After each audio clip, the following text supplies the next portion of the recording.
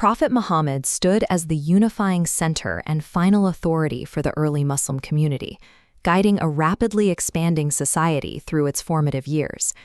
But as his life neared its end, an immediate crisis loomed. There was no explicit, written political decree naming his successor. The stakes were existential. In the harsh environment of 7th century Arabia, a sudden power vacuum in a young society carried the very real threat of immediate collapse. Yet he did not leave his followers unprepared. Instead of dictating a formal political document, the prophet left a trail of behavioral and spoken signs pointing towards a single man. In the absence of a written decree, the survival of the early Islamic state rested on the community's collective ability to recognize and act upon these specific signals. The earliest markers of his status began with intense personal intimacy. During the perilous migration from Mecca, the prophet selected only one man to accompany him into hiding. The Quran eternalizes this specific moment in chapter 9, verse 40, identifying Abu Bakr as the companion of the cave. During Islam's most vulnerable hour, isolated in the desert, he was the only one there. This historical record aligns with the prophet's own testimony. When asked who was the most beloved to him among all men, he named Abu Bakr.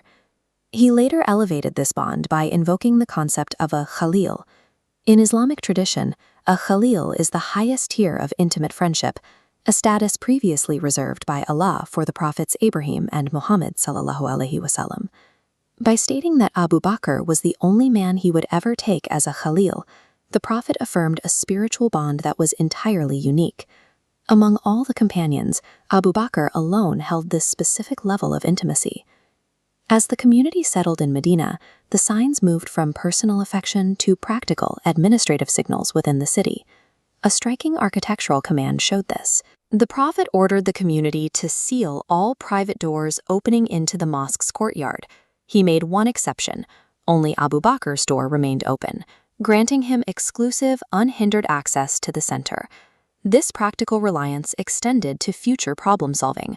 A woman once approached the prophet for counsel and asked what she should do if she returned later and could not find him. His response was unhesitating: "If you do not find me, then go to Abu Bakr." Granting exclusive physical access to the mosque and directing citizens to him for counsel served as deliberate, practical delegations of authority. These signals reached their most public and critical phase during the prophet's final illness, as he lost the physical capacity to lead the community in person. From his sickbed, he issued a firm, repeated instruction: command Abu Bakr to lead the people in prayer. This was a non-negotiable directive. When alternative leaders were suggested, the prophet refused to change his mind, aggressively maintaining the command. The gravity of this task was significant. In the early Islamic ecosystem, leading the 5 daily prayers was the most visible and vital public responsibility. In a society where spiritual guidance and worldly governance were inextricably linked, placing a man at the front of the congregation served as a clear instruction for the future of the Ummah's leadership.